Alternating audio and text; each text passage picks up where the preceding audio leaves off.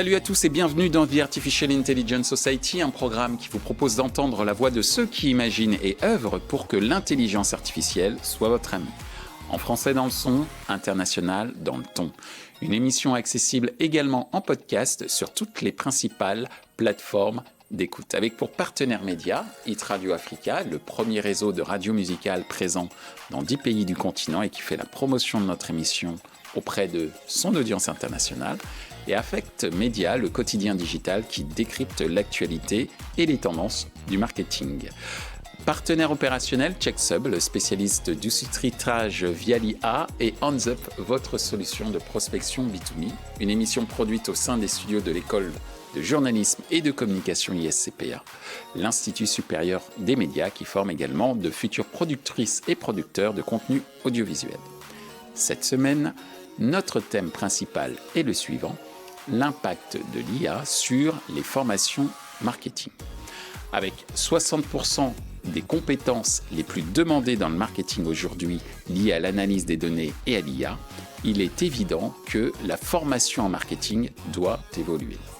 Les universités et les institutions de formation adaptent leur cursus pour inclure des modèles sur l'apprentissage automatique, les algorithmes et l'analyse de données. De plus, les programmes de formation continuent à offrir des cours sur l'utilisation de l'IA pour des applications spécifiques comme l'analyse prédictive ou la personnalisation des campagnes.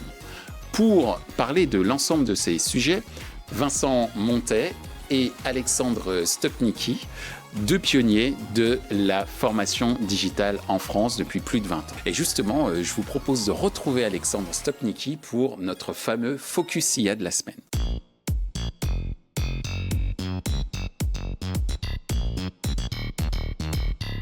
Bonjour Alexandre. Bonjour Michel. Alors aujourd'hui, tu nous invites à réfléchir à la question suivante.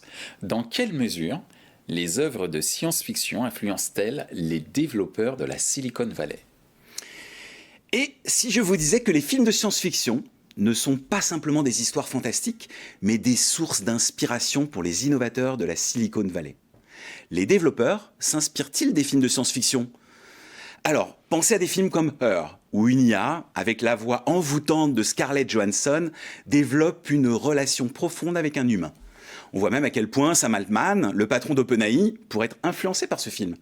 Car à l'heure où je vous parle, une affaire est devant la justice concernant l'utilisation de la voix de Scarlett Johansson par une IA.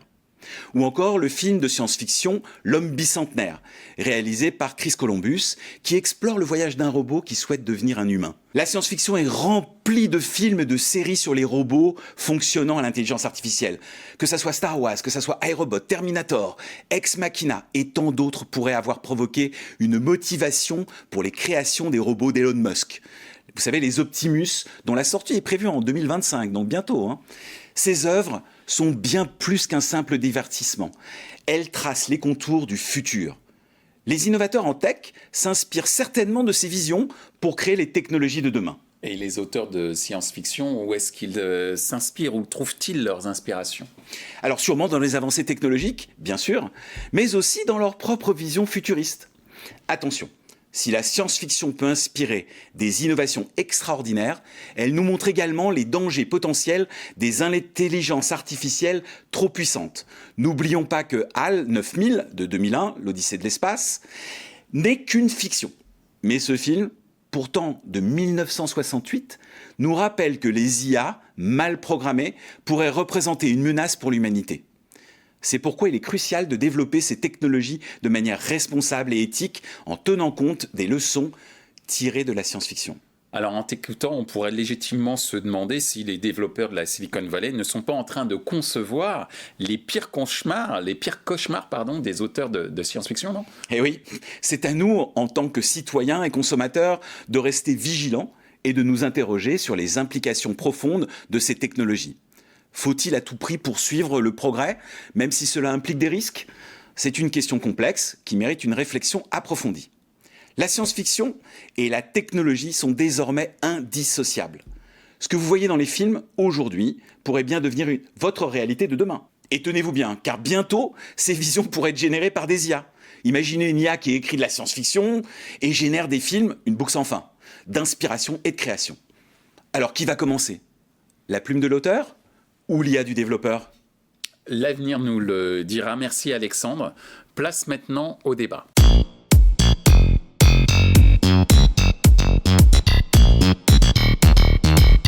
Bonjour Vincent. Bonjour.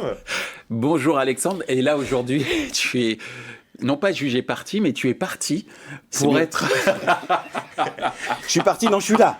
Je suis là, je te le concède. En fait, salut Michel. On va parler formation et c'est ton domaine, comme c'est le domaine de Vincent. Vous êtes des pionniers, j'allais même dire, de la formation en publicité digitale depuis près de 20 ans maintenant. On dit plus, hein. Plus de 20 ans. Ouais, et aujourd'hui, on va vous écouter pour nous parler de l'impact de l'IA sur les formations marketing. Vous avez, vous deux, eu une vision sur l'importance de la formation en digital, que le digital, ça s'apprend. Et vous avez aujourd'hui cette même vision autour de l'IA. L'IA, ça s'apprend, ou en tout cas, une posture peut-être peut s'apprendre pour utiliser l'IA dans les différents métiers marketing. Et donc, c'est le sujet du jour, c'est l'impact de l'IA sur les formations marketing. Première question, et Vincent, je te demanderai de répondre en premier, c'est comment les programmes de formation en marketing intègrent-ils aujourd'hui les nouvelles technologies d'IA, notamment d'IA générative? Je crois qu'avec Alexandre, le point commun, c'est d'abord la formation au digital il y a 26 ans. Et on en parlait en off tout à l'heure, on retrouve les mêmes angoisses, réflexes, etc. qu'il y a 25 ans avec l'IA, avec Internet. Donc, c'est pas la xème vague de techno. C'est pas du Web3, c'est pas du cloud, c'est pas du big data, c'est un truc à nouveau aussi fondamental qu'Internet. Si bien que, et on a toujours eu le même réflexe dans toutes les formations, c'est qu'on n'a pas de profs, nous. On n'a que des professionnels. À un moment, tu ne peux pas enseigner le digital si tu ne le fais pas. Pardon de jeter la pierre à mes collègues d'école de commerce qui ont des doctorants et des chercheurs capables de faire des cours sur tout. Nous, ce n'est pas notre vision. Or, aujourd'hui, un enseignant professionnel qui part du référencement naturel, de l'achat de mots-clés, de la pub, de la création de contenu, s'il ne parle pas d'IA, c'est qu'il n'est pas dans le marché. Donc l'IA est présente de toute façon parce qu'on est dans le marketing digital et que le marketing digital subit en premier cette transformation. Ça, c'est la posture de base. Et puis, il y a quand même prendre l'IA comme objet lui-même d'enseignement. Ce qu'on a fait, nous, d'abord, c'est former beaucoup les étudiants.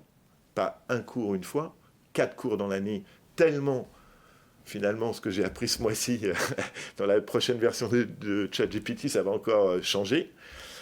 2, le grand basculement qu'on a fait, contrairement à Sciences Po, c'est qu'on a rendu obligatoire l'utilisation de l'IA pour tous les rendus estudiantins. Articles, infographies, vidéos, thèses professionnelles. Mais quand on dit ça, on ne pouvait pas simplement les laisser comme ça, en disant c'est obligatoire. Vous devez rédiger aussi une note méthodologique d'accompagnement de la production. Et cette note, on a décortiqué le cerveau humain. Comment tu as eu des idées avec l'IA? Comment tu as organisé ces idées? Qu'est-ce que tu as produit? Quelles sont les hallucinations, les aspects éthiques que tu as rencontrés? On en parlera. Tiens, les femmes sont toujours plus petites que les hommes. Elles sont toujours en jupe, par défaut, là, des choses comme ça. Et puis, pour aller plus loin, et il doit publier sa note méthodologique. Quand un gamin, pardon du terme, a fait 40 notes méthodologiques dans l'année sur l'utilisation de l'IA, il a un recul vis-à-vis de l'outil qui fait qu'il ne sera pas remplacé, mais on l'espère augmenté.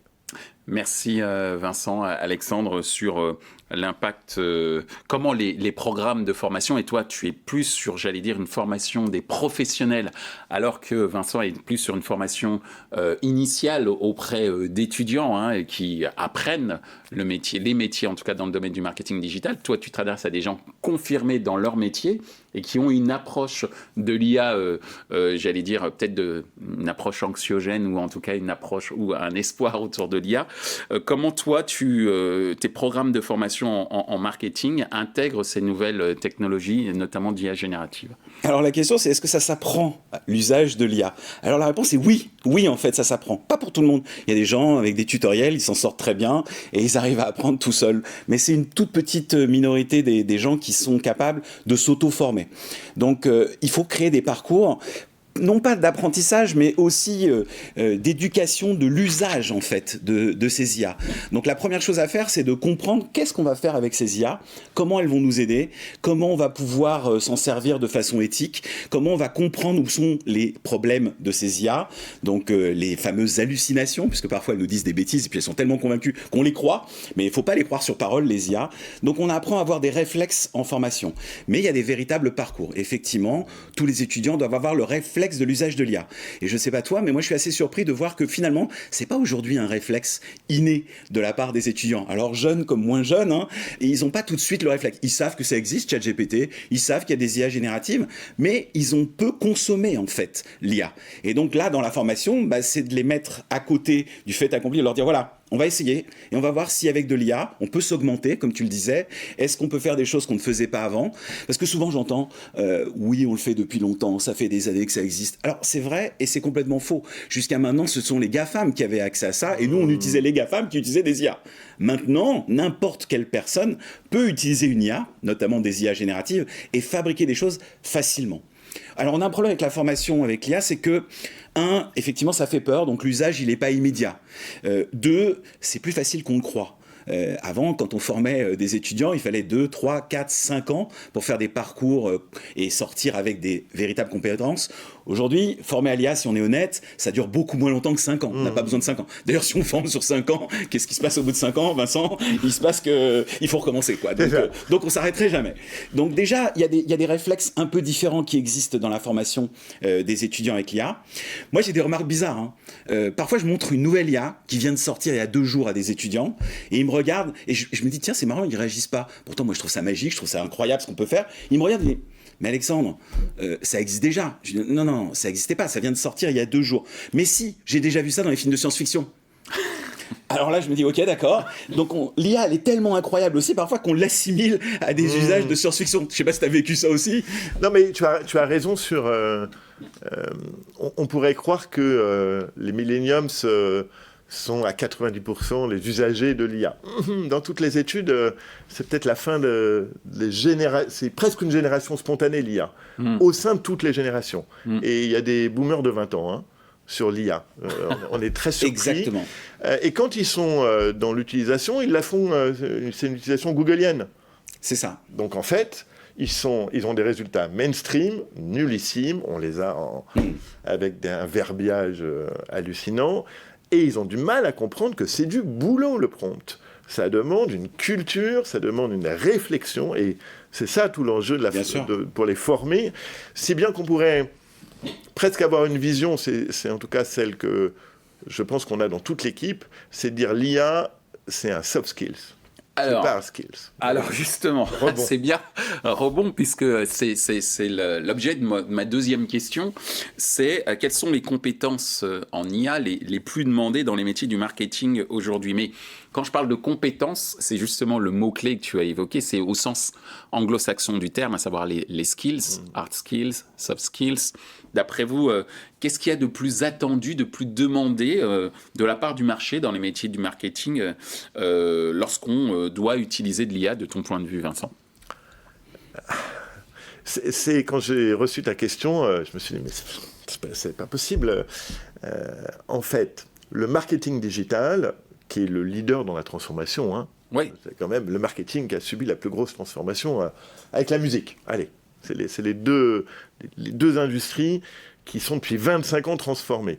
Évidemment que l'IA est depuis 3-4 ans déjà présente dans beaucoup d'outils du marketing digital.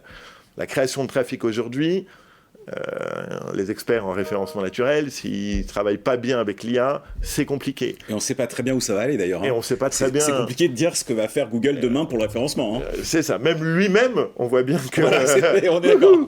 Ça change. Ça change. Donc ça, c'est tout ce qui est création de trafic. On parle programmatique dans ton ancienne vie. On a atteint les 93% aux États-Unis, le marché tout à fait, du marché publicitaire. C'est des boîtes noires à IA. Et là, il y avait déjà de l'IA, bien sûr. Et l'IA était là, mais on ne sait pas comment elle fonctionne. Voilà. Totalement. Donc il y a la création de trafic, la création de contenu, on n'en parle même pas. Images, textes, vidéos, musique, y compris sites web et applications avec le no-code, low-code. Donc là, c'est hyper présent. Dernier pan du marketing, la fidélisation, le CRM de Microsoft Dynamics à Salesforce. Il y a des IA. Maintenant, les professionnels ne sont pas forcément matures dans l'utilisation de ces flux d'IA, dans ces outils. Ils ont un peu tendance à l'utiliser comme avant et à ne pas appuyer sur le bouton IA, parce que là aussi, on a soit peur d'être dessaisi, finalement, de la matière, soit on a peur que, ben oui, au bout d'un moment, ça va me faire gagner beaucoup de temps, et ce temps-là, la boîte au-dessus, qu'est-ce qu'ils vont décider que je vais faire autre chose dans l'entreprise, ou que je vais faire autre chose ailleurs? C'est un peu l'enjeu. C'est une de mes questions, celle-là, oui. Alors, il y a un truc aussi peut-être qu'on peut surligner, je ne sais pas comment tu vois les choses, toi, Vincent, mais les professionnels dont on parle, que tu as évidemment plus que boosté dans toute ta carrière, et j'ai suivi ça, bien évidemment, professionnels, mais les professionnels aujourd'hui ne sont pas tellement formés à l'IA. Donc, eux-mêmes, on a besoin de les former. Moi, j'ai créé des formations pour les profs, en fait, pour qu'ils utilisent l'IA dans leurs cours, et pour qu'ils se mettent à utiliser le plus intelligemment possible, le plus éthiquement possible, le plus fluide, pour que ça soit fluide en fait, pour que ça soit dynamique. Et ça, je me rends compte qu'aujourd'hui, il y en a très peu en fait qui le font par défaut. Il y en a un bien sûr, mais il y en a quelques-uns, on a besoin aussi de les accompagner. Donc on ne pourra pas former des étudiants si nos formateurs ne sont pas formés. On est d'accord? C'est dans l'ordre. Alors, ouais, justement, par rapport à ça, toi, si tu dis qu'il faut former des formateurs à l'IA, oui. C'est quoi les compétences, entre guillemets, qui, de ton point de vue, sont les plus importantes pour arriver à être un prof, entre guillemets, d'IA suffisamment bien armé? Ouais, tu parlais de soft skills, de hard skills. Ce qui est génial avec l'IA, c'est pour ça que ça nous fascine tous les deux dès le départ, quand on a fait l'Internet. Ce qui est génial, c'est qu'il y a un petit côté magique. C'est pas magique, mais ça ressemble à de la magie parce qu'on arrive à faire des choses qu'on ne pouvait pas faire avant. Et c'est ça qui nous plaît. C'est-à-dire que jusqu'à maintenant, il fallait passer énormément de temps pour apprendre le moindre logiciel. Aujourd'hui, il faut apprendre à lui parler. Et il faut parler avec lui, et il faut continuer à parler avec lui. Et il faut lui poser les bonnes questions, il faut essayer de le relancer. Donc tout le monde peut le faire. Tout le monde, toute personne qui décide d'utiliser une IA peut y arriver. C'est pas un bac plus 5. C'est vraiment, honnêtement, il n'y a pas besoin de dire qu'il faut faire des choses compliquées. Donc je crois que ce qui va être intéressant, c'est dès que les gens vont s'approprier à ça et que les soft skills ou les hard skills, puisque c'est simple, il suffit de décider de le faire. Nous, on avait un hashtag qu'on avait créé au début, même ensemble, qui est hashtag même pas peur. Même pas peur de l'IA, il faut y aller, et c'est quelque chose qui est très important. Je ne sais pas ce que tu en penses, mais... Animer des professionnels enseignants avec l'IA, c'est clé au-delà de leur connaissance de l'IA dans le métier. Je suis enseignant et j'enseigne l'évolution des dinosaures ou le référencement naturel, c'est la même chose avec l'IA. Heureusement que les étudiants ne sont pas très curieux et ne sont pas encore mis dans la posture avec ChatGPT de « t'es un prof, voilà le contexte, je suis élève ». Et j'aimerais bien un cours. Vous commencez à travailler ça, vous dites, en fait, il est beaucoup plus empathique que moi, il reformule si l'élève ne comprend pas, il peut identifier si on a un cerveau droit, un cerveau gauche en face, il faut des images, non, il faut des textes.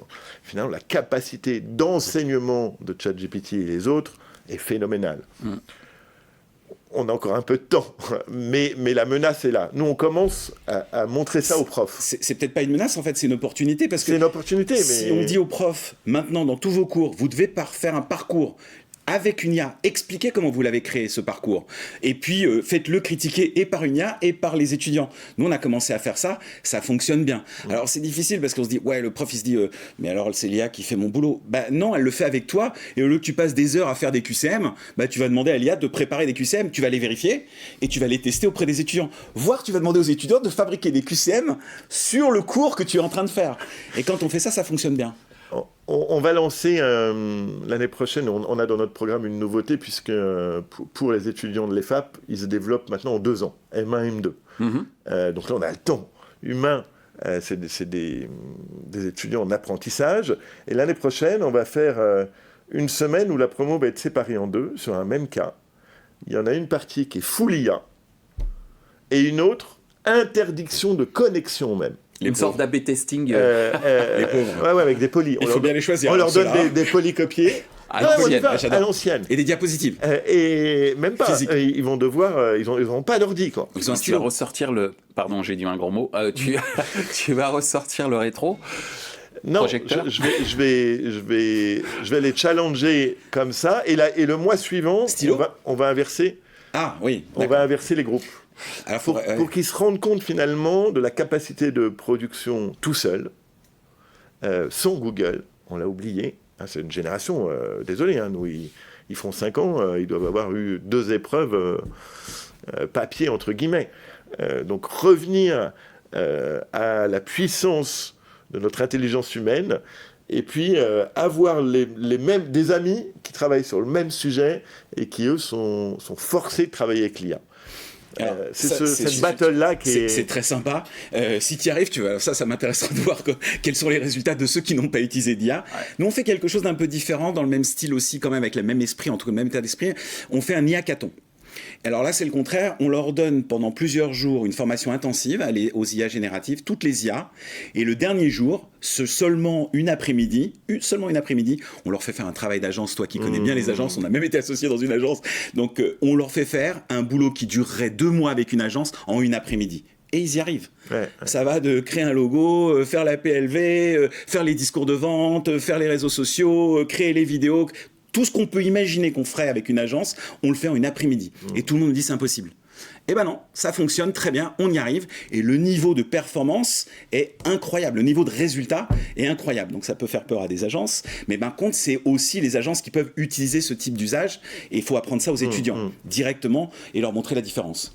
Alors justement, on a parlé de plein de choses. Je vais juste résumer un petit peu de ce dont on a parlé. On a évoqué lors de cette seconde question quelles étaient les soft skills, ou en tout cas on a découvert qu'en réalité c'est plus une question de soft skills que d'hard skills, le fait d'appréhender l'IA, ce qui nous a amené à un moment à parler à évoquer le fait que les professeurs eux-mêmes avaient besoin d'avoir des formations en IA. On a découvert également qu'il y a des expérimentations, et vous êtes en mode laboratoire, chacun avec ce que j'ai appelé l'A/B testing, un groupe qui utilise l'IA, un groupe qui n'utilise pas l'IA, mais qui va avoir les mêmes exigences, qui vont en tout cas les mêmes exercices à faire, et de ton côté la notion d'hackathon.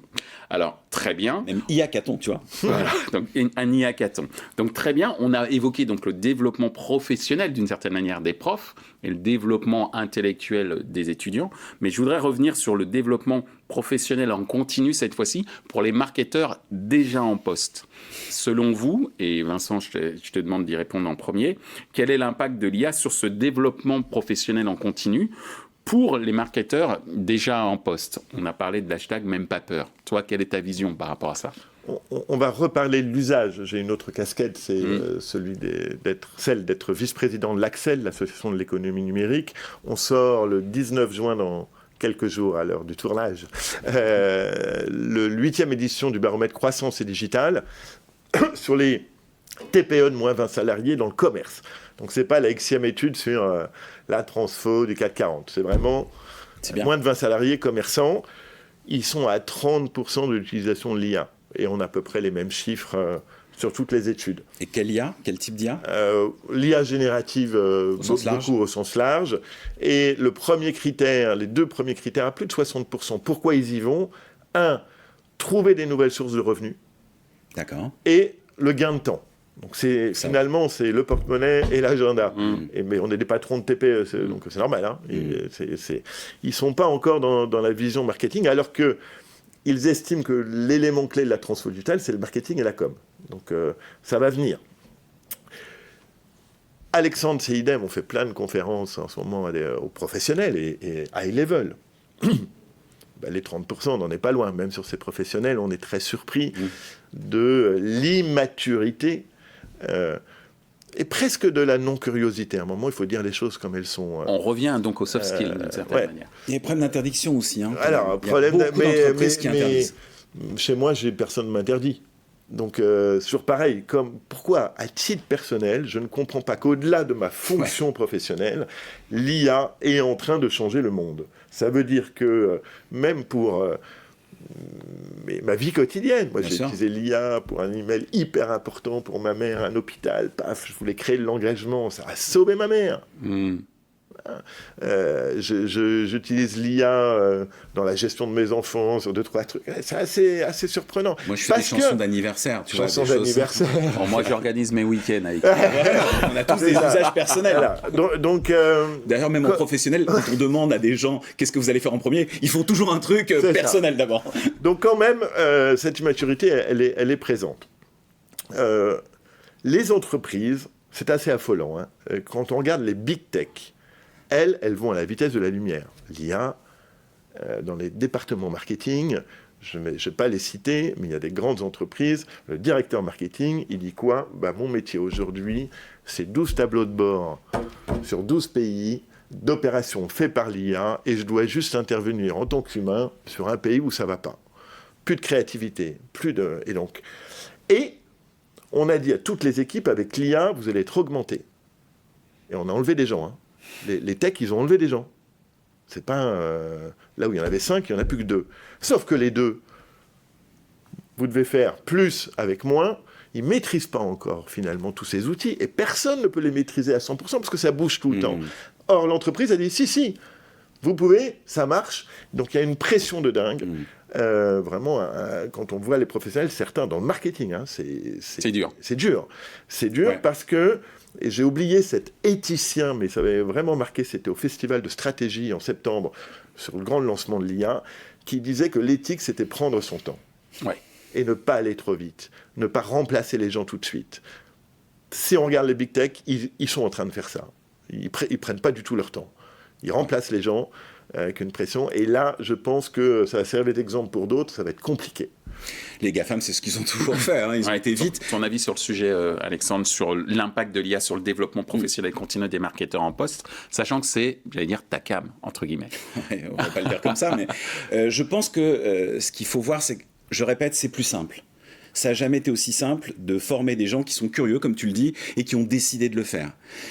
Il faut enlever les barrières, il faut expliquer ce qu'on peut faire, et il faut expliquer la data qu'on peut partager, celle qu'on ne peut pas partager. Il faut créer peut-être des datasets spécifiques. Il faut créer peut-être des IA qui sont fermées, qui ne vont pas sur Internet. Tout ça, on peut déjà le faire. Il faut travailler sur de l'open source. Donc, il y a plein d'usages possibles. En tout cas, il ne faut pas ralentir ça. Et nous, on a été jusqu'à créer un chatbot qui accompagne les apprenants, qui s'appelle BotMoel QI, et qui justement est capable de proposer des exercices temps réel, de montrer des nouveautés, etc. Mais il ne faut pas s'en faire une montagne. C'est ça que je vois qu'en une journée, en 2 journées, en 3 journées, on obtient des résultats phénoménaux qu'on ne peut pas obtenir dans d'autres types de formations. Et c'est ça qui est intéressant, c'est ça qui est passionnant. Donc si on veut, on peut. C'est ça qui est le plus à revendiquer et à essayer. Mais c'est vrai que les comités de direction ne sont pas tous formés non plus, ils n'ont pas tous compris les enjeux. Alors ça peut coûter cher aussi les IA, il faut rajouter des licences Microsoft, on a déjà payé ces licences, il faut rajouter Copilot, on a besoin d'autres IA génératives, il faut payer. Donc ça commence à coûter cher si on a beaucoup de cadres et beaucoup de salariés, c'est vrai. Donc il peut y avoir un problème aussi de coût d'accession. Mais quand on regarde les bénéfices, effectivement, on va analyser des fichiers en quelques secondes, on va sortir des nouvelles idées, on va être capable, dans la mode par exemple, ça fonctionne assez bien, on fait des designs, on fait des mood boards et en quelques minutes, on a des milliers de suggestions. Alors après, le plus difficile, c'est de choisir. Donc on demande à une IA de choisir pour nous et là, ça devient encore plus compliqué.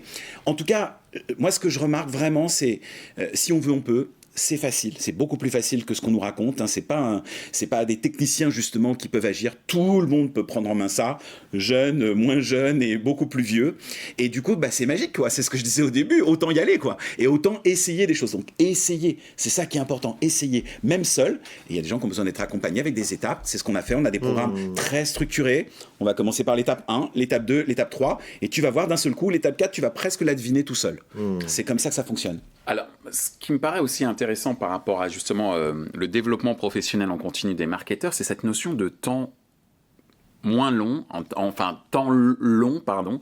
cette notion de temps long sur l'usage de l'IA, le fait qu'il y a une énorme pression qui peut être donnée par la gouvernance de grosses entreprises auprès de certains de leurs salariés qui sont tech et à qui on va dire on est crème, et aussi à ceux qui restent vous n'avez pas de temps long, quoi. Et notamment en parlant d'éthique, est-ce que ça, de ton point de vue, Alexandre, ça pose pas quand même un problème, parce que de ce que je note, de ce que tu dis, c'est que la formation peut être extrêmement rapide et qu'on a l'impression que cette rapidité à la vitesse de l'éclair, comme tu dirais, ou de la lumière, comme tu disais tout à l'heure, Vincent, eh ben, au final, elle va à l'encontre de ce pourquoi cette formation rapide est faite. C'est-à-dire prendre son temps, peut-être produire plus, mais produire mieux. Je vais mettre un bémol sur la formation rapide. C'est vrai que, on va dire que la première étape peut être rapide.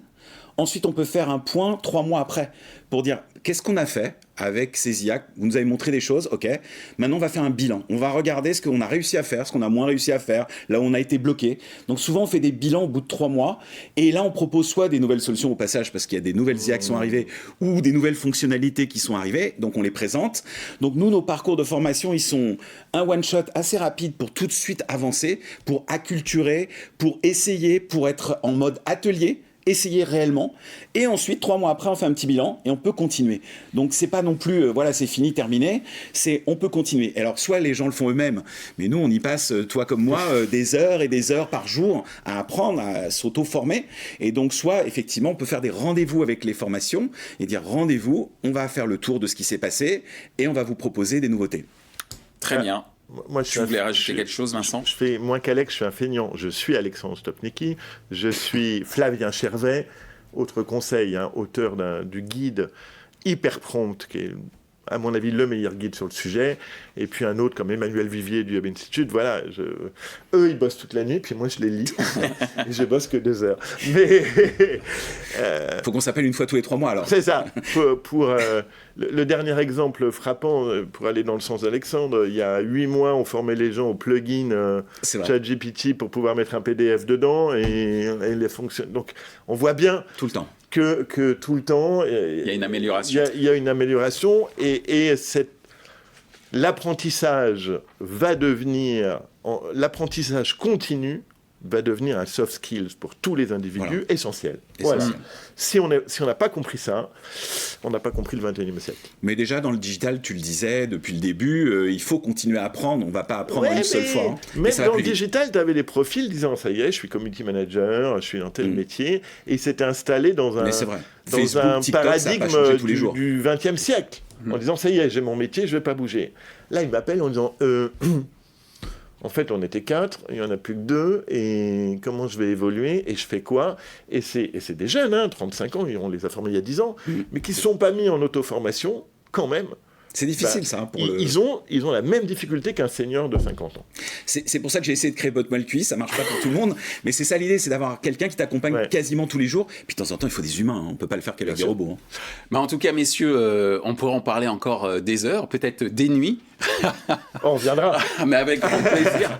Mais en tout cas, merci beaucoup, Vincent, d'avoir accepté notre invitation. Merci à toi et bravo pour cette nouvelle émission. Eh ben, merci à toi et merci aussi de nous ouvrir les chakras sur les opportunités autour de l'IA et cette invitation à une formation permanente qui fera que on se sentira, j'allais dire, épanoui dans ce monde du marketing digital. Merci beaucoup. Merci Michel, merci Vincent. Merci Alexandre.